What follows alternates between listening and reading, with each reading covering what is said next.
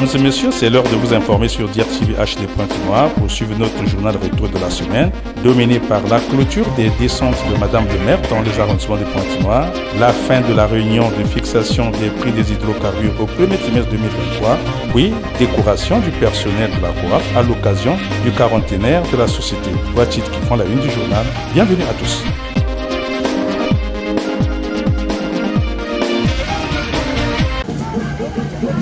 Ngoyo et Tchétché, deux dernières étapes des descentes d'arrondissement effectuées ce vendredi 14 avril 2023 par la présidente du conseil départemental et municipal de Pointe-Noire, Evelyne Tchétchélé, et sa délégation pour une communication aux agents municipaux et aux forces vives de ces deux arrondissements. Des descentes ayant permis aux populations de Ngoyo et Tchétché de connaître officiellement les membres du bureau exécutif du conseil et les différents corps constitués municipaux. Deux cérémonies ponctuées par des mots de bienvenue des administrateurs maires de Ngoyo, Geneste Wilfried de Pakabantou et Romial de Chikambu de Tchétché, qui ont présenté à l'autorité municipale les difficultés et doléances de leur arrondissement. Occasion pour Evelyne Tchétchélé, dans sa communication, d'attirer l'attention des chefs de quartier, administrateurs de proximité. Attirer l'attention des chefs de quartier déjà, qui doivent combattre les actes d'incivisme des populations qui déversent ordures ménagères ou usées dans les caniveaux quand ce n'est pas carrément sur la chaussée. S'agissant de l'éclairage public, les quartiers précaires qui sont dans le noir devaient être éclairés.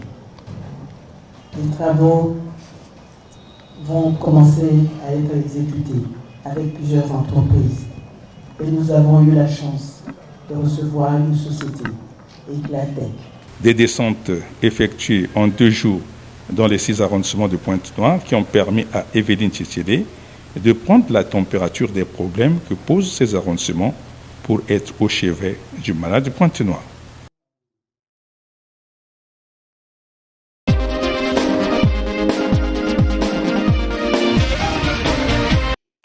Débuté le 12 avril dernier à Pointe-Noire, la réunion de fixation des prix fiscaux des bruts commercialisés en République du Congo au titre du premier trimestre 2023 a pris fin ce vendredi 14 avril 2023 sous le patronage de Bruno Jean-Richard Itoa, ministre des Hydrocarbures.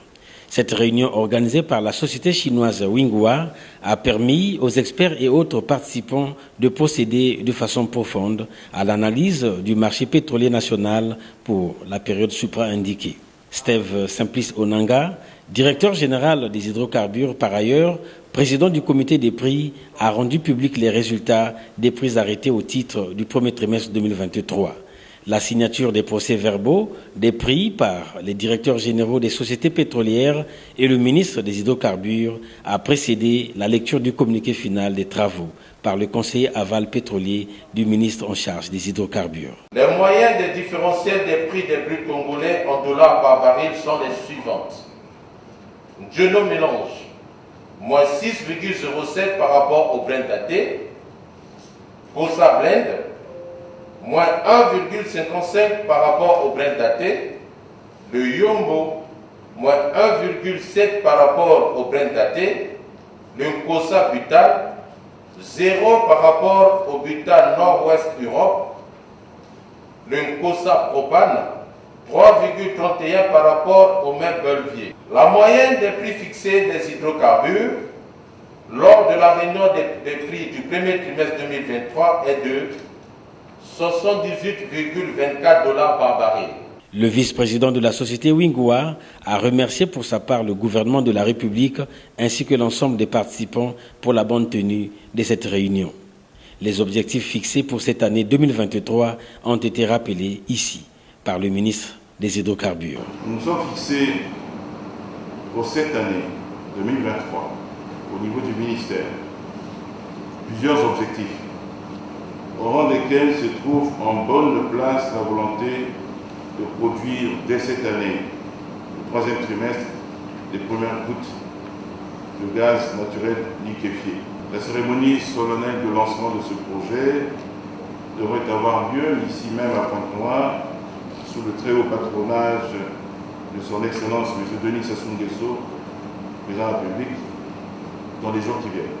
Pour le gouvernement congolais, cet événement représentera un grand pas vers le changement de paradigme de notre chaîne de valeur pétrolière. Depuis ma prise de fonction à la tête du ministère des Hydrocarbures, je n'ai cessé de rappeler l'impulsion donnée par son Excellence Denis Sassou Nguesso, président de la République et chef de l'État, pour diversifier l'économie de notre pays, toujours au titre des objectifs majeurs de cette année et pour permettre qu'un cadre légal soit rapidement rendu disponible pour le gaz. Mes équipes travaillent d'arrache-pied et le mot est faible.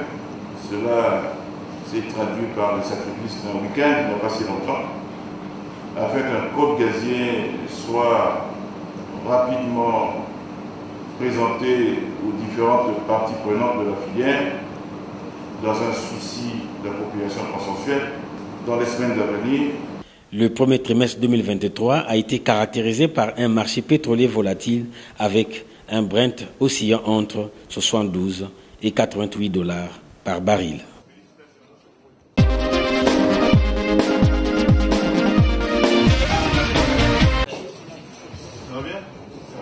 Après le contrat de concession signé en 2021 entre le gouvernement de la République du Congo et la société AXA Énergie, il a finalement été acté ce vendredi 14 avril 2023 le contrat achat et vente du gaz naturel. Pour le compte du gouvernement congolais, c'est le ministre Bruno Jean-Richard Itoa qui a paraphé avec le directeur général de la société AXA Énergie, lequel a tenu à remercier le président de la République et le gouvernement pour leur soutien à la réalisation de cet accord. Nous tenons donc à remercier son Excellence, Monsieur le Président, Monsieur Denis Sassou Nguesso, ainsi que son Excellence le ministre des Hydrocarbures, Monsieur Bruno Jean-Richard Itoa, pour leur soutien à la réalisation de cet accord. Nous apprécions également la collaboration des conseillers du ministre des Hydrocarbures et qui ont participé à la phase de discussion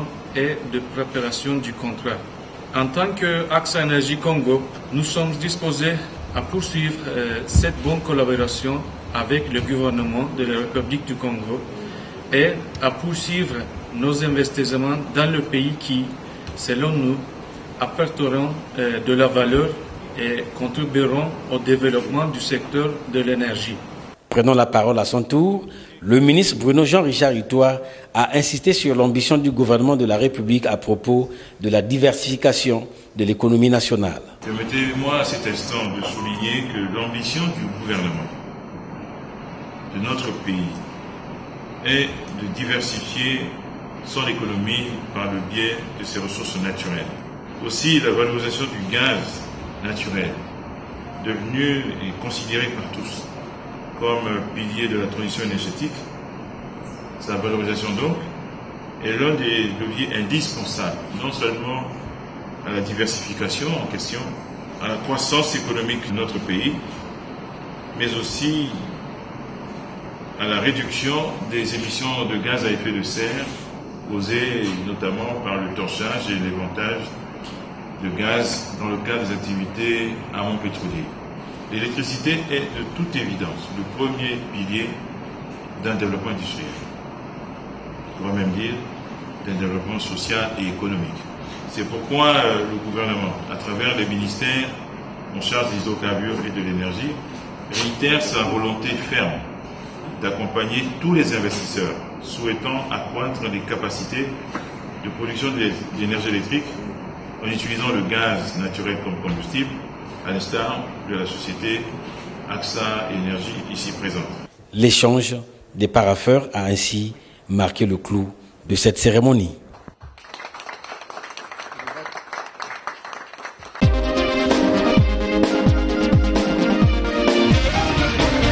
Monsieur l'ex-saint Raoul Odinga, au nom du président de la République, grand maître des ordres nationaux, et en vertu des droits qui nous sont délégués, nous vous élevons à la dignité de grand officier dans l'ordre du mérite congolais.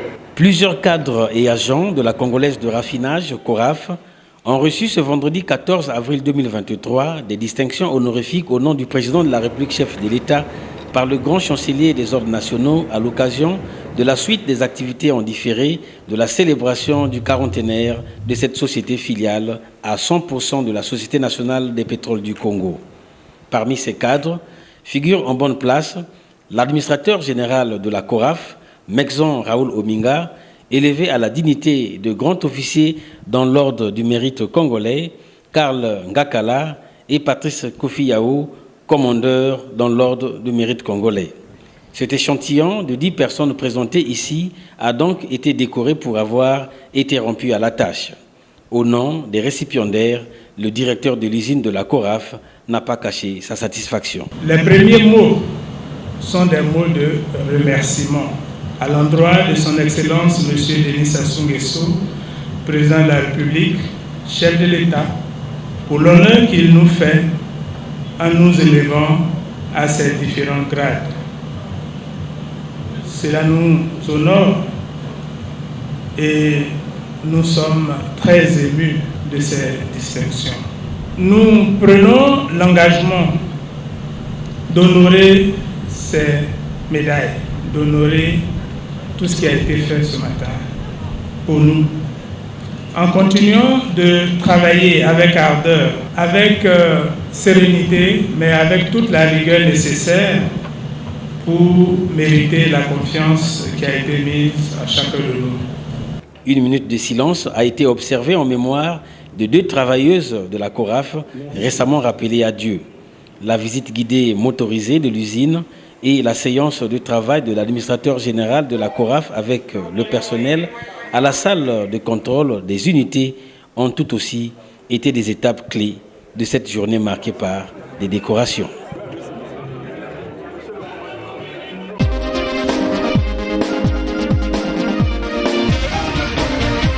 Dans le droit fil des activités liées à la célébration du 25e anniversaire de la Société nationale des pétroles du Congo, SNPC, ce jeudi 13 avril 2023 a été consacré essentiellement à Pointe-Noire à la journée portes ouvertes pour la présentation des produits de cette société pétrolière. Des stands d'exposition prévus à cet effet ont permis aux visiteurs, notamment les élèves des lycées et de la ville de Pointe-Noire, de s'approprier non seulement du contenu de la gamme des produits SNPC, mais aussi du circuit des métiers du pétrole, de l'amont à l'aval. Ces élèves ont suivi avec beaucoup d'attention les exposés faits par quelques stations de la Société nationale des pétroles du Congo, choisis pour la circonstance. Il y a les métiers de l'exploration, les métiers de la production et la base de données sur ce stand-là. Donc on va vous expliquer ce qu'on fait dans ce métier. Okay? Après, vous allez voir les filiales de l'amont. Hein? Les 2 stands à côté, ce sont nos filiales.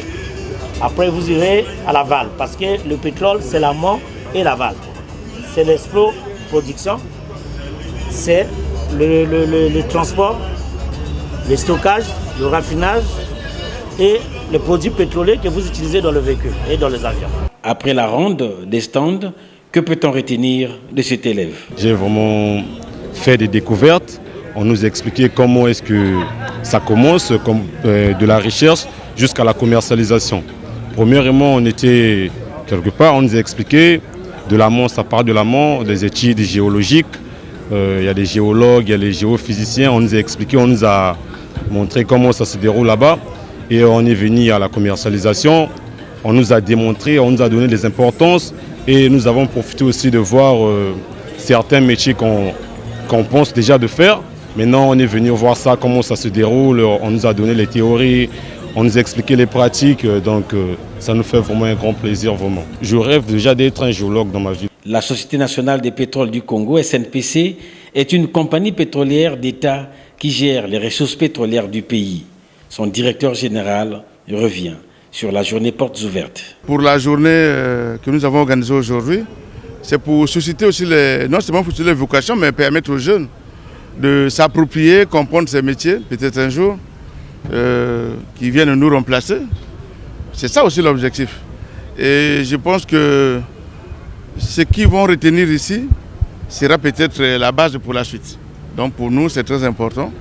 On aurait pu élargir jusqu'aux populations, mais nous attendons autre chose. Quand on aura la production, on pourrait élargir ces journées à d'autres personnes. Dans le chronogramme des activités de la Société nationale des pétroles du Congo, c'est la Congolaise de raffinage, CORAF, qui sera à l'honneur ce vendredi 14 avril 2023.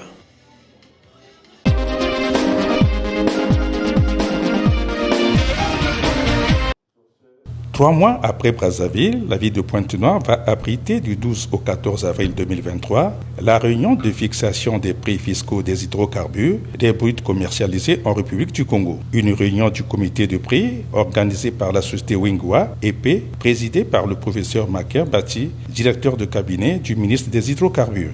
Pendant 2 jours, les experts du comité des prix, les cadres des hydrocarbures, vont plancher sur le contexte national et mondial de la fixation des prix des bruts commercialisés.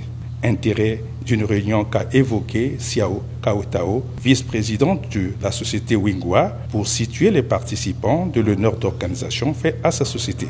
Au nom du ministre des hydrocarbures, le professeur Maker Bati a ouvert les travaux. Nous conviendrons ensemble que la production d'hydrocarbures demeure le pin dorsal de notre stratégie de relance économique. C'est pour cette raison que des activités de redéveloppement des champs matures ont été validées par l'administration des hydrocarbures et certaines sont actuellement en phase d'application sur nos permis onshore et offshore. Comme vous pouvez le constater, notre agenda de travail demeure le même. C'est pour cette raison que nous continuons à lancer un appel aux potentiels investisseurs de se rapprocher des services du ministère des hydrocarbures afin que leur soient données les informations nécessaires pour leur analyse préliminaire. N'oubliez pas que le ministère des hydrocarbures reste et demeure l'interlocuteur privilégié dans les thématiques du secteur pétrolier. Les équipes respectives du ministère des hydrocarbures, de l'économie et des finances ainsi que de la SNPC travaillent d'arrache-pied pour que la première ébauche du code gazier dont nous en avons souvent fait mention, vous soit présentée dans les mois à venir.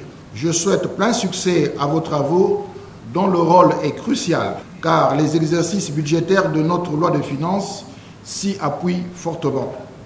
Sur ce, au nom de Monsieur le ministre des Hydrocarbures, je déclare ouverts les travaux du comité des prix du premier trimestre 2023. Mesdames et messieurs, je vous remercie. Ouverte le 12 avril 2023, cette réunion du comité des prix s'achève le vendredi 14 avril 2023.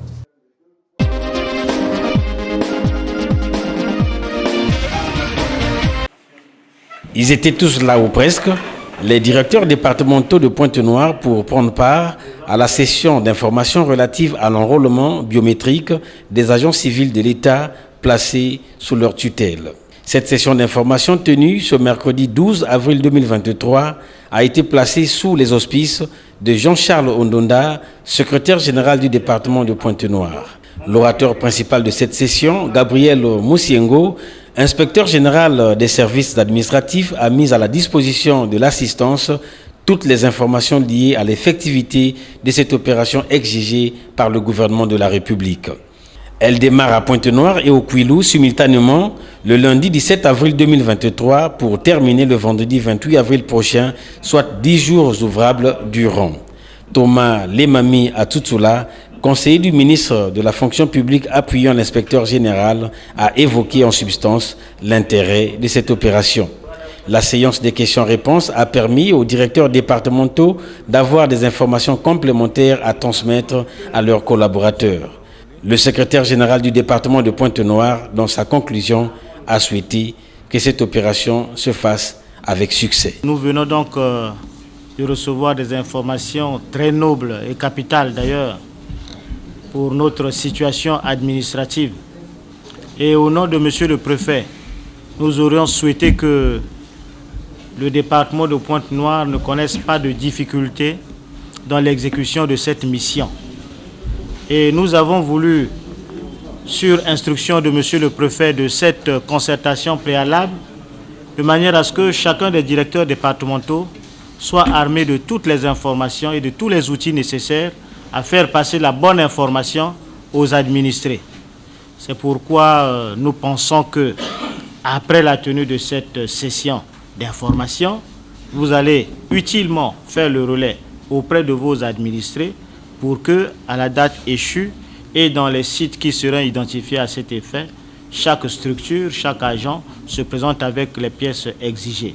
L'inspecteur général des services administratifs sur le déroulement de cette opération. Nous sortons là d'une grande séance de travail présidée par monsieur le secrétaire général du département avec tous les directeurs départementaux, justement pour donner le message sur d'abord l'intérêt et les objectifs de l'opération, ensuite sur la responsabilité individuelle et collective des uns et des autres, et enfin nous avons donné quelques informations d'ordre pratique.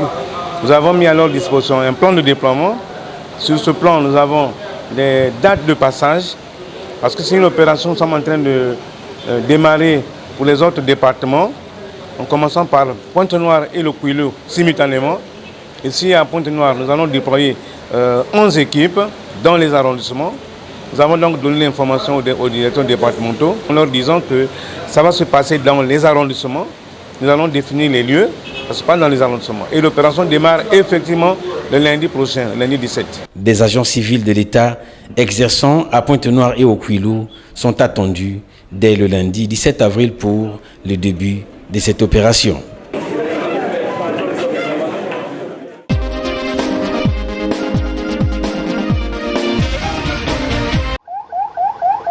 Après sa prise de fonction le 25 septembre 2022 comme présidente du conseil départemental et municipal de Pointe-Noire, Evelyne Tchitchélé va entreprendre du 12 au 14 avril 2023 une série de descentes dans les 6 arrondissements de Pointe-Noire. Descente pour mettre en exergue la nouvelle éthique et déontologie professionnelle des agents municipaux, suivi d'une main tendue au chef de quartier pour une gouvernance participative. À Lumumba et à Luanzili, elle a présenté les membres du bureau exécutif du conseil et les corps constitués municipaux. Occasion aussi pour elle et sa délégation d'écouter les doléances et les problèmes qui minent ces 2 arrondissements. Nous vous informons que depuis plusieurs jours, le serveur indispensable au fonctionnement du service d'état civil est hors d'usage. Nous avons fait venir l'informaticien de la mairie centrale qui nous a dressé un tableau sombre en nous faisant savoir que le serveur du service d'état civil était hors service et qu'il en fallait un nouveau. Actuellement, le travail de production des actes d'état civil est arrêté. Luanzili se porte relativement bien, mais présente quelques préoccupations qui gênent son bon fonctionnement, sinon son image, et qui méritent la bienveillante attention de l'autorité municipale. Il s'agit de l'état dégradant de la cour du siège de l'arrondissement, l'insécurité aux 10 sièges, renforcée par l'écroulement de certaines parties du mur de clôture et le déficit de la prise en charge du dispositif de gardiennage. La menace que représentent les bandits, surnommés bébés noirs, principalement autour des cimetières de Mongokamba et de Vindoulou. Prenant la parole pour son adresse à Lumumba, comme à Luanzili, Evelyne Tchitchélé a fustigé l'incivisme professionnel des agents municipaux de Pointe-Noire. Le constat montre que les agents municipaux parfois travaillent pour leurs propres intérêts et non pour celui de la mairie. Vous prêtez même les sous aux tiers détournant ainsi les recettes municipales. Que d'antivaleurs nous avons constaté qui sont à proscrire. C'est l'argent de l'État. Vous avez des salaires, vous êtes payé et vous avez l'obligation de ramener les recettes à la mairie centrale. Les percepteurs des arrondissements ont l'obligation, ce sont des relais de la recette municipale. Plus on ramènera les recettes à la mairie centrale, plus nous allons avoir la possibilité de rétrocéder dans les mairies secondaires. Mais c'est l'argent de l'État, ce n'est pas l'argent des tierces.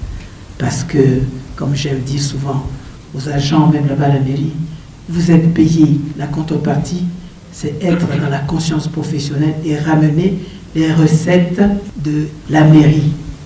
Ce ne sont pas les recettes de votre société que vous gérez. Ayons la conscience professionnelle, c'est très important. Parce que le Congo de demain doit être fait des enfants, des jeunes qui ont la conscience professionnelle. 2 descentes communales soldées par l'annonce à la mobilisation citoyenne de l'accueil chaleureux du chef de l'État en visite de travail à Pointe-Noire le lundi 24 avril 2023 prochain.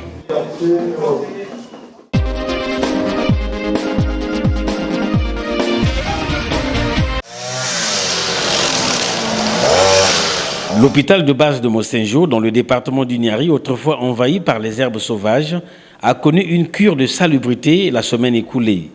Pour s'en convaincre, le directeur départemental des soins et services de santé du Niari, le docteur Martin Inana, a effectué une descente sur les lieux le dimanche 10 avril 2023. Initiateur de cette opération salvatrice, Martin Inana avait dépêché une équipe avec le matériel nécessaire pour rendre salubre cet hôpital très sollicité. Très vieillissant, l'hôpital de base de Mossenjo mérite une couche de peinture. Son enseigne est à peine visible. Martin Inana exige la propriété au personnel de l'hôpital. La propriété. C'est ça la clé à l'hôpital. Ça commence par la bouche. L'assistant sanitaire Alphonse Mbaka salue l'appui du directeur départemental des soins et services de santé du Niari. Je suis très content, très ravi de l'appui de la direction départementale par rapport aux services qui viennent nous rendre, parce qu'on avait des difficultés. Parfois, les serpents pouvaient surgir au moment où il y a des malades dans les services, mais maintenant là qu'ils viennent faire un appui, vraiment c'est très important. Nous avons un problème d'agents ici. Nous sommes que 7 agents dans tout l'hôpital, donc il nous faut nous envoyer des infirmiers, des assistants et même des sages-femmes, parce que la sage-femme qui était ici, elle est malade. Donc on est en difficulté. Il nous manque des techniciens de surface par manque d'appui et des moyens pour les entretenir. Pour Martin Inana, c'est la mise en œuvre des orientations de la tutelle. Le ministre de la Santé, M. Gilbert Mokoki, lors de sa séance de travail avec les présidents des comités de direction des hôpitaux généraux à Brazzaville, a insisté encore, comme il a l'habitude d'ailleurs de le faire, sur l'hygiène, sur la propreté dans nos formations sanitaires. Monsieur Frédéric Baron-Bozoc a lancé, il y a de cela 4 mois, l'opération formation sanitaire propre.